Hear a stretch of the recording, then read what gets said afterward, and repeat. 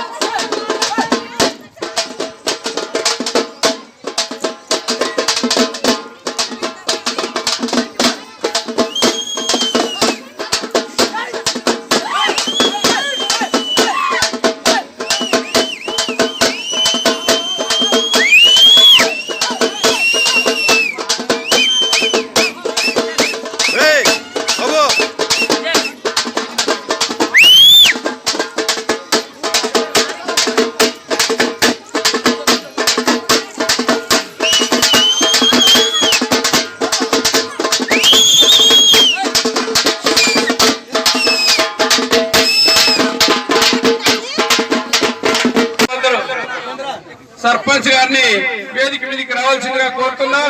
అదేవిధంగా ఎంపీటీసీ కూడా వేదిక మీదకి రావాల్సిందిగా కోరుతున్నాం. అదేవిధంగా అక్కడ ఉన్న అక్క చెల్లెమ్మలందరూ ఇక్కడ వచ్చి కూర్చోవలసిందిగా కోరుతున్నాం. ఎందుకంటే మీరంతా వచ్చి కూర్చుంటే ఈ సభ ప్రాయాన్ని మన గ్రామస్తులు ఘనంగా సన్మానిస్తున్నారు. ఈ సభను ఏ ముఖ్యమంత్రి చేస్తాడో చెప్పండి. ఆరోగ్యం గురించి ఆలోచన చేయాల్సిన అవసరమే లేదు. అన్ని ఇప్పుడు హాస్పిటల్లోనే అన్ని వసతులు ఉన్నాయి. ఈ ఆత్మీయ సభకు విచ్చేసిన వైఎస్ఆర్సీపీ నాయకులకు, గ్రామ పెద్దలకు, అక్క చెల్లెమ్మలకు, ఈ కార్యక్రమంలో భాగస్వాములైన ప్రతి ఒక్కరికి కూడా నా యొక్క నమస్కారాలు తెలియజేస్తా ఉన్నాం.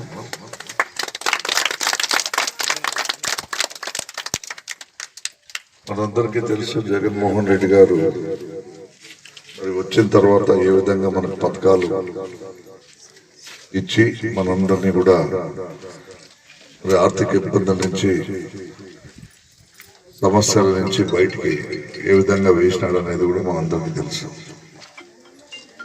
కానీ ఇంకా అక్కడక్కడ కొన్ని కారణాల వల్ల కొంతమందికి రాలేదని ఇబ్బంది పడుతున్నట్లు మాకు సమాచారం ఉంది.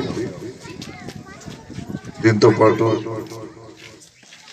హౌసింగ్ కి సంబంధించి ఇల్లు రాలేదని కూడా కొంత గ్రామాల్లో జనాలకి అదొక సమస్య ఉంది.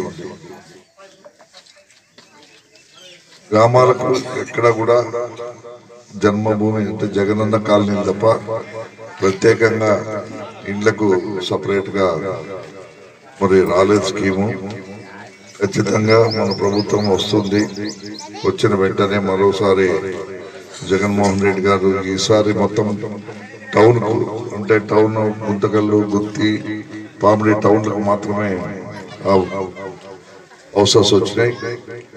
నెక్స్ట్ మొదటి విడతలోనే మొత్తం గ్రామాలన్నిటికి కూడా మరి ఇండ్లు శాంక్షన్ అవుతాయి. కాబట్టి ఎవరు కూడా దాని గురించి ఆలోచన చేయొద్దండి. ఇక్కడ మనం ఆలోచన చేయాల్సింది జగన్మోహన్ రెడ్డి గారు చెప్పిన మాట ప్రకారం అమ్మఒడి ఇచ్చినాడు, 18,750 ఇచ్చినాడు, పొదుపు రుణాలు మాఫీ చేసినాడు, మన పిల్లల చదువులకు విద్యా దీవెన, వసతి దీవెన ఇచ్చినాడు, ఇంటి వద్దకే పెన్షన్ ఇస్తా వస్తున్నాడు, రేషన్ ఇస్తా వస్తున్నాడు. మరి కొంతమందికి జగనన్న కాలనీ ద్వారా మరి ఇళ్ళు కూడా వచ్చినాయి. ఏదోడు కింద, తోడు కింద ఇటువంటి స్కీముల ద్వారా ఆటోలకు అన్నిటికీ కూడా జగన్మోహన్ రెడ్డి గారు మరి ఎన్నో స్కీములు తీసుకుని వచ్చి మన ముందు ఈరోజు ఆయన మనకెంతో ఉపయోగకరంగా పరిపాలన సాగించాడు. మనం చూడాల్సింది గతంలో చంద్రబాబు నాయుడు ఒక్కటంటే ఒక్క స్కీమ్ ఇలా ₹1 మన చేతికి పెట్టలేదు. కేవలం ఏదో పెన్షన్, అది కూడా పెన్షన్ వారం రోజులు పడిగాపులు కాసి ఆఫీస్ చుట్టూ తిరిగితే పెన్షన్ వచ్చేది. కొత్త పెన్షన్ రావాలంటే జన్మభూమి కమిటీలకి లంచం ఇచ్చి, లేదంటే టీడీపీ నాయకుల చుట్టూ తిరిగి వాళ్ళకి లంచాలు ఇచ్చి రకరకాలుగా ఇబ్బందులు పడే పరిస్థితి ఆ రోజు ఉంటే, ఈ రోజు డైరెక్ట్ గా ₹1 ఖర్చు లేకోకుండా మీకు మీ వాలంటీర్ల ద్వారానే ఇవన్నీ కూడా వస్తా ఉన్నాయి. ఈ స్కీమ్స్ అన్ని కూడా వస్తున్నాయి లేదా తల్లి? ఏమ్మా వస్తున్నాయి కదా? అమ్మఒడి ఎంతమందికి వచ్చింది?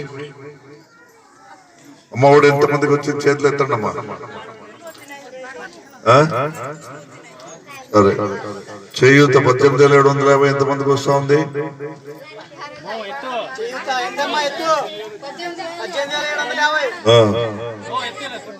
పొదుపు రుణాలు ఎంతమందికి మాపైనాయి? చేతులు ఎత్తండి. సంఘాల వాళ్ళకి మరి అందరికీ వస్తున్నాయి కదా?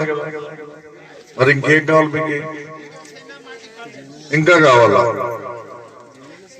వాళ్ళు ఏమి చేయకపోయినా కూడా, తెలుగుదేశం వాళ్ళు రూపాయి పోయినా కూడా, ఒక పథకం ఇకపోయినా కూడా, మరి పెన్షన్ ఇచ్చేటప్పుడు కూడా ఎంత ఇబ్బంది పెట్టినా కూడా, మరి ఏమన్నా అంటే మాకు అది రాలేదు, ఇది రాలేదు, ఇది రాలేదు అని మా పైన ఇస్తారు. కానీ వాళ్ళు ఏమి ఇచ్చినారని వాళ్ళు చుట్టూ తిరుగుతున్నారని నాకు అర్థం కాలే. ఇన్నిచ్చిన జగన్మోహన్ రెడ్డిని ఒకవేళ మనం ఏదైనా పొరపాటున పోగొట్టుకోండి మనకు, ఇన్నిచ్చిన